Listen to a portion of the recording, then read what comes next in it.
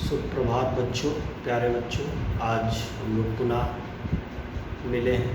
ठीक है, कल हम लोगों ने जाना था पार्टनरशिप के अकाउंट्स के बारे में कि अकाउंट्स आखिर कहाँ से आए थे और अकाउंट्स को इवॉल्व किसने करा था। ठीक है, तो हम लोगों ने कल जो बेसिकली जाना था वो हमने जाना था कि सन 1494 में इटली के वेनिस नगर शहर में लूकस पेसियोली नाम के एक व्यक्ति हैं जिन्होंने एक पुस्तक लिखी है। उस पुस्तक का नाम क्या है? डिकम्पोजिट स्केचेस। ये पुस्तक पुष्प पालन के संबंध में सबसे पहली पुस्तक मानी जाती है। इसी कारण से इन्हें हम पुष्प पालन का जन्मदाता कहते हैं। ठीक है, तो हम लोगों ने कुल मिला के इतनी बातों को जाना था। ठीक, आज इसी चीज़ को आगे बढ़ाते हुए हम लोग आज समझेंगे लेखांकन के आधारभूत तत्व क्या क्या होते हैं, यानी कुछ आधारभूत शब्दावलियों के बारे में हम बात करेंगे कि इनकी शब्दावली क्या क्या हो सकती है। ठीक है, तो जैसा हम लोग जानते हैं कि बहुत सारी ऐसी चीज़ें टर्म्स होंगी जो हम लोग इस अकाउंट्स के अंतर्गत अपने यूज़ करने वाले हैं। ठीक है, तो इन्हीं चीज़ों को आगे बढ़ाते हुए हम लोग समझते हैं सबसे पहली आधारभूत जो तत्व होते हैं वो मैंने आपको बताया था क्या होते हैं? सौदा। सबसे पहली चीज़ क्या होती है बिज़नेस में? सौदा। जब भी आप बिज़नेस में एंटर करोगे तो सबसे पहली चीज़ आपको यही मिल जाएगी, सौदा। तो क्या होता है सौदा? यानी ट्रांजैक्शन जिसे आप कहते हो, लेन देन आप कहते हो, क्या होता है? ठीक है, कोई भी वस्तु जो हम खरीदते हैं उस वस्तु के खरीदने के लिए हमें कुछ ना कुछ देना पड़ता है। ऐसी ही बात अगर करें कि कोई वस्तु अगर मेरे पास है, उस वस्तु को हम बेचते हैं और उसके बदले कुछ ना कुछ प्राप्त करते हैं, तो इसी को हम क्या कहते हैं? सौदा कहते हैं, ट्रांजैक्शन। यानी कि कोई भी ऐसा लेन देन जिसमें मुद्रा का लेन देन या मुद्रा का विनिमय किया जाए उसे हम क्या कहेंगे? सौदा कहेंगे। ठीक है, यानी कि आपके पास क्या आनी चाहिए? मुद्रा आनी चाहिए। यानी कोई भी ऐसा ट्रांजैक्शन, ऐसा कोई भी लेन देन जहाँ पर मुद्रा का आगमन हो, यानी कि मुद्रा के लेने के बदले हमें कुछ देना पड़ रहा है, यानी किसी वस्तु को खरीदने के लिए हमें कैश देनी पड़ रही है। ठीक, और किसी वस्तु को बेचने पर हमें कैश अगर मिल रही है। ठीक है, या कोई भी ऐसा लेन देन जहाँ पर मनी की बात की जा रही है। ठीक है, तो उसे हम क्या कहेंगे? सौदा कहेंगे। ठीक है, तो होप्सो आपको सौदे के बारे में बड़े अच्छे से बातें समझ में आ गई होंगी। ठीक है, अब इसमें जो हमारा दूसरा टर्म होता है वो क्या होता है? तो बच्चों हमारा जो दूसरा टर्म होता है वो होता है व्यापार। ठीक, पहली चीज़ हम लोगों ने जानी सौदे के बारे में, और दूसरी चीज़ क्या होती है? व्यापार। देखो बच्चों, जो सौदा होता है, सौदा भी कहीं ना कहीं एक बिज़नेस में होता है। भाई जैसे हम किसी दुकान पर गए, हमने कोई सामान खरीदा, तो जो जहाँ से हम सामान को खरीद रहे हैं वो भी एक व्यापारिक संस्था ही है। वहाँ से हम किसी न किसी वस्तु को परचेज करते हैं। ठीक है, तो इसमें दूसरा टर्म हमारा क्या होता है? व्यापार। और व्यापार क्या होता है बच्चों?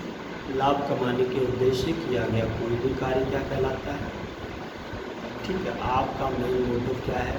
प्रॉफिट कमाना। ठीक है, लाभ कमाने के उद्देश्य से किया गया कोई भी कार्य वो क्या कहलाएगा?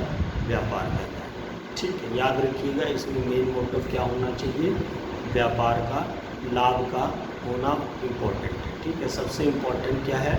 लाभ आपका इसमें होना बहुत ज़रूरी है। ठीक है, इसके बाद तीसरा टर्म्स हमारा क्या होता है? पूंजी का होना। बच्चों पूंजी क्या होती है? ठीक, अभी बिज़नेस में आपने जितने भी पैसे लगाए, जितना भी धन लगाया, जो भी चीज़ें आपने अपने बिज़नेस में लगाई, वो सारी की सारी चीज़ें हमारी क्या कहलाती हैं? पूंजी कहलाती हैं। ठीक है, बिज़नेस में व्यापार को करने के लिए जो भी मैंने चीज़ें लगाई हैं, बिज़नेस में जो भी पैसा लगाया है, जो भी मैंने संपत्ति लगाई है, जो भी मैंने A to Z चीज़ें जो भी मैंने अपने बिज़नेस में लगा रखी। ठीक, आप अपने बिज़नेस में जो भी चीज़ें लगाते हो सारी की सारी चीज़ें क्या कहलाती हैं? पूंजी कहलाती हैं। ठीक, तो होप सो आपको इन तीनों बातों में तो कोई दिक्कत नहीं होनी चाहिए। पहला सौदे के बारे में, दूसरा व्यापार के बारे में, और तीसरा पूंजी के बारे में। पूंजी क्या होती है? व्यापार में लगाया गया समस्त धन एवं संपत्ति क्या कहलाती है? पूंजी कहलाती है। ठीक है, बहुत ही सिंपल सी बात है पूंजी के बारे में कि पूंजी क्या होती है। व्यवसाय में लगाया गया समस्त धन एवं संपत्ति क्या कहलाएगी? पूंजी कहलाएगी। ठीक है, ठीक है बच्चों, तो ये पूंजी थी। पूंजी के बाद हमारा क्या होता है? आहरण करना। आहरण क्या होता है? तो आहरण को समझने से पहले तो हम ये जान लेते हैं कि भाई जो बिज़नेस हम या आप कोई भी लोग कर रहे हैं तो उस बिज़नेस का कोई ना कोई एक स्वामी जरूर होगा जो उस बिज़नेस को चला रहा है। ठीक, तो बिज़नेस के स्वामी के द्वारा अगर कोई भी धन या कोई भी रुपया बिज़नेस से विड्रॉ किया जाता है उसे हम क्या कहते हैं? आहरण कहते हैं। ठीक है, सबसे सिंपल सी बात है कि बच्चों आप बिज़नेस कर रहे हैं तो बिज़नेस में कोई भी ऐसा व्यक्ति होगा जो पैसा बिज़नेस में विड्रॉ करेगा, लगाएगा, कुछ भी करेगा, बिज़नेस को शुरू करेगा।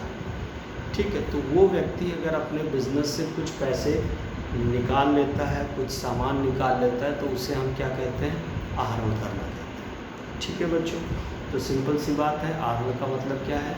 व्यवसाय के स्वामी के द्वारा कोई भी धन एवं वस्तु बिज़नेस से अगर निकाली जाती, व्यवसाय से निकाली जाती तो उसे हम क्या कहते हैं? आहरण करना कहते हैं। ठीक है बच्चों, ठीक। अगला जो इम्पोर्टेंट टर्म्स यहाँ पर यूज़ हो सकता है वो क्या होता है बच्चों? संपत्ति के बारे में। तो ये आपको जानना बहुत ज़रूरी है, संपत्ति होती क्या है। ठीक है, संपत्ति को जानने से पहले सबसे पहले तो आप ये जानिए कि भाई दायित्व क्या होता है। ठीक, दायित्व क्या होता है? भाई देखिए, हमारा कोई भी व्यापार है, कोई भी बिज़नेस है, उस बिज़नेस में मेरी कुछ ना कुछ ऐसी चीज़ें होंगी जो मुझे ना चाहते हुए भी चुकानी पड़ेगी। ठीक, यानी कि सरल शब्दों में हम कह सकते हैं कि कोई भी बिज़नेस में ऐसी कोई भी चीज़ जो मुझे चुकानी पड़ रही, जो मेरे लिए खर्चा क्रिएट कर रही, वो मेरे लिए क्या कहलाती? दायित्व कहलाती। ठीक, जैसे एक मैं एग्ज़ाम्पल लेके चलता हूँ कि अगर सपोज़ करें कि हमारा कोई बिज़नेस था। ठीक, बिज़नेस में कुछ ऐसे व्यक्ति आए थे, ठीक है, जिन्होंने मुझसे सामान खरीदा था। ठीक है, यानी मैंने उनसे सामान खरीदा, मैंने किसी व्यक्ति से सामान खरीदा। मान लिया कि मिस्टर एक्स थे, मिस्टर एक्स से मैंने सामान खरीदा। तो मिस्टर एक्स ने मुझे सामान दिया और मुझे क्या देना चाहिए था? पैसा देना चाहिए था।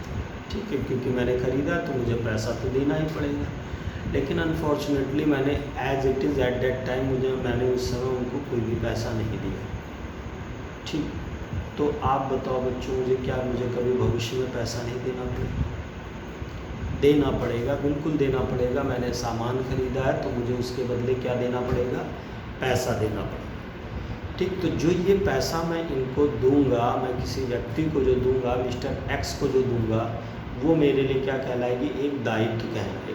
ठीक, मुझे आज नहीं तो कल ये देना पड़ेगा, एक निश्चित टाइम पीरियड के बाद देना पड़ेगा। यानी कोई भी ऐसा खर्चा जिसको देने के लिए मेरे पास एक फ़िक्स टाइम पीरियड होता है, ठीक, उसे हम क्या कहते हैं? दायित्व कहते हैं। ठीक है, एक निश्चित जीवन काल के अंतर्गत मुझे एक निश्चित समय के भीतर इस लायबिलिटी को क्या करना पड़ेगा? पूरा करना पड़ेगा। अब सो क्लियर हो रही बातें आपको? ठीक, किसी भी बच्चे को अगर कोई भी समस्या हो रही है तो कृपया मुझे मैसेज के माध्यम से या बाय व्हाट्सएप भी आप मुझे कॉल करके या मैसेज करके आप मुझसे पूछ सकते हैं। ठीक है, और जिन बच्चों को अगर मेरा व्हाट्सएप नंबर चाहिए हो, ठीक है, कोई भी क्वेश्चंस वगैरह करने के लिए, क्वेश्चन आर करने के लिए, तो आप वो नंबर लिख लीजिएगा 8318856284। ठीक है, इस नंबर पे आप मुझे व्हाट्सएप भी कर सकते हैं। ठीक है, और इस नंबर से बाय कॉल के माध्यम से भी आप मुझसे पूछ सकते हैं। ठीक है, ठीक है, तो होप सो बच्चों आपको बातें समझ में आई होंगी किसके बारे में? दायित्व के बारे में। तो दायित्व के बाद अब हम बात करते हैं संपत्ति के बारे में कि संपत्ति होती क्या है। ठीक है, तो संपत्ति क्या होती है बच्चों? मैंने आपको बताया दायित्व के बारे में कि कोई भी ऐसी चीज़ जो मुझे एक फिक्स टाइम पीरियड के अकॉर्डिंग मुझे पे करनी पड़ेगी, एक वर्ष के दौरान मुझे पे करनी पड़ेगी, मेरे लिए जो कि खर्चा बना रहे हैं। ठीक, उसे हम क्या कहते हैं? दायित्व कहते हैं। ठीक है, जैसे बैंक से लिया गया कर्जा बैंक लोन कहलाता है, बैंक से लिया गया ओवरड्राफ्ट बैंक ओवरड्राफ्ट कहलाता है। किसी व्यक्ति से ख़रीदा गया माल, मैंने उससे सामान खरीद लिया बट पेमेंट नहीं किया, तो मेरे लेनदार क्रिएट होते हैं, तो मुझे उन लेनदारों को भी पेमेंट करना पड़ेगा। ठीक, ऐसी बहुत सारी हमारे पास क्या होंगे, दायित्व होंगे। उन्हीं दायित्वों को हम लोग पे करते हैं। ठीक है, उन्हीं को हमें पूरा करना पड़ता है। ठीक है ना। इसके बाद हम बात करें अब संपत्ति के बारे में। तो संपत्ति क्या होती है, अपने दायित्व को जान लिया बच्चों। तो अपने दायित्वों को पूरा करने के लिए जो भी मेरे पास सोर्स रखा हुआ है, ध्यान से सुनिएगा। आपकी जो भी लायबिलिटीज़ हैं, उन लायबिलिटीज़ को पे करने के लिए जो भी सोर्स आपके पास अवेलेबल हैं, उन्हीं सोर्स को हम क्या कहते हैं, एसेट्स कहते हैं। कुछ ना कुछ तो सोर्स होगा। बैंक से अगर आपने कर्जा लिया है तो आपके पास ऑब्वियसली सी बात है बिल्डिंग होगी, बिल्डिंग आपने गिरवी रखी होगी, तो वो बिल्डिंग आपके लिए क्या होगी, एज एक एसेट्स का काम करेगी। ठीक, और सो बातें आपको बच्चों समझ में आ रही होंगी। ठीक है, जिन भी बच्चों को बातें ना समझ में आ रही हो कृपया मुझसे पूछ लीजिएगा, मैसेज के माध्यम से या बाई कॉल के माध्यम से आप मुझसे पूछ सकते हैं। ठीक है ना बच्चों। अब चलिए बात करते हैं हम लोग किसके बारे में, व्यय के बारे में। ठीक है, एक्सपेंसेस के बारे में कि एक्सपेंसेस क्या होता है। ठीक है, एक्सपेंसेस का मतलब कह सकते हैं कि जो हमें करनी ही करनी पड़ेगी, यानी कुल मिला के आप ये समझे कोई ऐसा एक्सपेंसेस जो फिक्स मेरे लिए नहीं, जो कभी भी हो सकता है। ठीक, जैसे सपोज़ करें अगर हमने कोई भी रूम लिया हुआ है, ठीक, किराए पर, अब उसका किराया मुझे पे करना पड़ा, तो ये मेरे लिए क्या है, ये तो ऑलरेडी हमने फिक्स कर लिया है कि भैया मेरे को पे करना ही करना है। ठीक है, यानी अगर मैंने रूम लिया है तो रूम का मुझे किराया पे करना पड़ेगा।